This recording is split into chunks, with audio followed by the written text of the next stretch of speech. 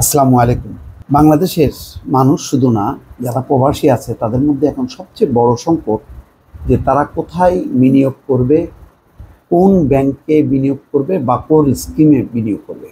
যেমন আমার কাছে প্রায় বহু প্রবাসী জানতে চাই, ভাই কোন ব্যাংকে টাকা রাখা নিরাপদ? আমি আসলে বলতে পারি না।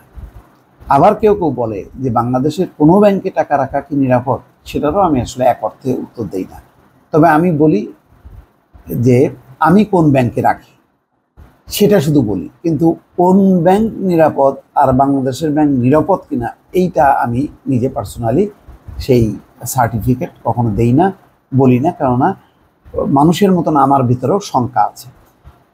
কিন্তু এটাও সত্য যে যে কোনো শঙ্কা থাকা সত্ত্বেও মানুষের তো আর কোনো উপায় নেই। ফলে মানুষ ব্যাংকে টাকা সঞ্চয় রাখে, বিভিন্ন স্কিম আছে, প্রজেক্ট আছে। এখন সমস্ত ব্যাংকের নানা ধরনের প্রজেক্ট আছে। এর বাইরে কি আছে? একেবারে সরাসরি রাষ্ট্র নিয়ন্ত্রিত সেই তথ্য প্রকাশ করেছে প্রথম আলোর একটি রিপোর্টে। সঞ্চয়পত্রে বিনিয়োগ করলে কেমন মুনাফা হয় সেই তথ্যটা দিয়েছে। এখানে কিন্তু তারাও বলেনি যে এই বিনিয়োগে কোনো ঝুঁকি আছে কি নেই, তারা শুধু বলেছে যে কেমন মুনাফা হয়। তো সেটাও জানার দরকার। এই ইনফরমেশনগুলো যদি সঠিকভাবে মানুষ না জানে তাহলে মানুষ বিভ্রান্ত হতে পারে। মানুষের কাছে কিছু টাকা তো আছেই সঞ্চয়, এবং এটা তাদের একেবারে অমূল্য সম্পদ। সে তার নিজের জীবনের শেষ প্রান্তে বা প্রজন্মের জন্য রেখে যায়।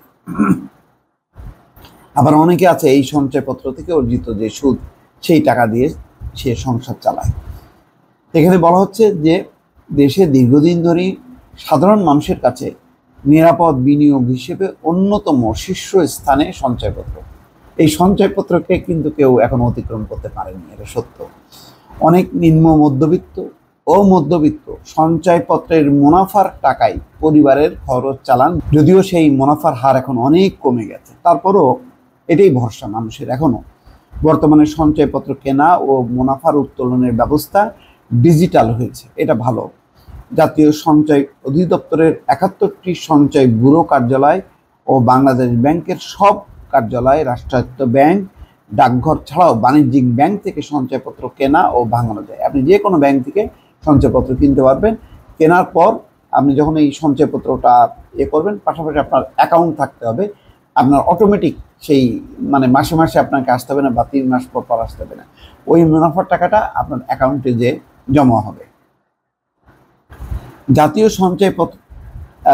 সঞ্চয় অধিদপ্তরে চালু সঞ্চয় কর্মসূচির সংখ্যা 11টা। এগুলোর মধ্যে আছে 4টা সঞ্চয়পত্র, 2টা ডাকঘর সঞ্চয় ব্যাংক হিসাব, একটি ডাক জীবন বীমা ও একটি প্রাইজ বন্ড, এবং 3টি প্রবাসীদের জন্য বন্ড। সব কর্মসূচিতে বিনিয়োগের বিপরীতে সুদ বা মুনাফার হার ভিন্ন ভিন্ন। সুদ বা মুনাফার উপর উচ্চ কর কর্তনের হারও ভিন্ন। যে কোন সঞ্চয়পত্র কত মুনাফা? 1977 সালে প্রথম 5 বছর মেয়াদী সঞ্চয়পত্র প্রবর্তন করে সরকার।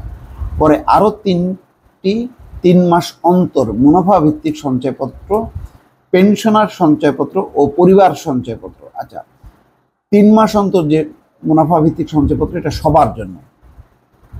আর পেনশনার শুধুমাত্র যারা সরকারি চাকরিজীবী তারা পায়, এটা সবাই পান না, তারা করতে পারেন। আর পরিবার সঞ্চয়পত্রের ক্ষেত্রে শুধুমাত্র মহিলারা, নারীদেরকে প্রাধান্য দেওয়া হয়, এরা ছাড়া অন্যরা পারেন না। এখানে বলা হচ্ছে যে 4 ধরনের সঞ্চয়পত্রে সবচেয়ে বেশি সুদ পেনশনার সঞ্চয়পত্রে, যারা সরকারি চাকরিজীবী তাদের এটা হলো সবচেয়ে বেশি। এই হার 11.76%। তবে অবসরপ্রাপ্ত সরকারি, আধা সরকারি, স্বায়ত্তশাসিত, আধা স্বায়ত্তশাসিত প্রতিষ্ঠানের কর্মকর্তা ও কর্মচারী, সুপ্রিম কোর্টের অবসরপ্রাপ্ত বিচারপতি, সশস্ত্র বাহিনীর অবসরপ্রাপ্ত সদস্য, মৃত চাকরিজীবীর পারিবারিক পেনশন সুবিধাভোগী স্বামী, স্ত্রী ও সন্তান এতে বিনিয়োগ করতে পারেন। এক্ষেত্রে 5 লাখ টাকা পর্যন্ত বিনিয়োগের বিপরীতে অর্জিত সুদের উপর কোনো উৎসে কর নেই। তার বেশি বিনিয়োগের সুদের বিপরীতে উৎসে কর 10%। এটা ভালো। পেনশনার সঞ্চয়পত্রের পর বেশি সুদ পরিবার সঞ্চয়পত্রে। এক্ষেত্রে সুদের হার 11.52% হারে। তবে বছর ভিত্তিক সুদ ভাগ ভিন্ন ভিন্ন হয়। যেমন প্রথম বছর শেষে 9, দ্বিতীয় বছর শেষে 10, তৃতীয় বছর শেষে 10, চতুর্থ বছর শেষে 11%। উচ্চ কর 5 লাখ টাকা পর্যন্ত বিনিয়োগের বিপরীতে সুদের উপর 5%। তার বেশি বিনিয়োগের সুদের ক্ষেত্রে 10%। 18 বা তার বেশি বয়সী বাংলাদেশি নারী, যে কোনো বয়সের শারীরিক প্রতিবন্ধী নারী পুরুষ এবং 65 বা তার বেশি বয়সের নারী পুরুষ পরিবার সঞ্চয়পত্রে বিনিয়োগ করতে পারেন। যৌথ নামে পরিবার সঞ্চয়পত্র কেনা যায় না। আচ্ছা, তার মানে বোঝা যাচ্ছে যে এটা একটা ভিন্ন আনছে যে শারীরিক প্রতিবন্ধী নারী পুরুষ আর 65 বছর বেশি যদি হয় নারী পুরুষ, তখন তারা এইটা বিনিয়োগ করতে পারে। সব শ্রেণী পেশার মানুষ 5 বছর মেয়াদী সঞ্চয়পত্র ও 3 মাস অন্তর মুনাফা ভিত্তিক সঞ্চয়পত্রে বিনিয়োগ করতে পারেন। একক নামে 30 লাখ বা যুগ্ম নামে 60 লাখ টাকা এসব সঞ্চয়পত্রে বিনিয়োগ করা যায়। প্রতিষ্ঠান আরও বেশি বিনিয়োগ করতে পারে। 5 বছর মেয়াদী বাংলাদেশ সঞ্চয়পত্রে সুদ 11.28%। মেয়াদ পূর্তির আগে ভাঙালে সুদ প্রথম বছর শেষে 9.35, দ্বিতীয় বছর শেষে 9.80, তৃতীয় বছর শেষে 10.25, চতুর্থ বছর শেষে 10.75।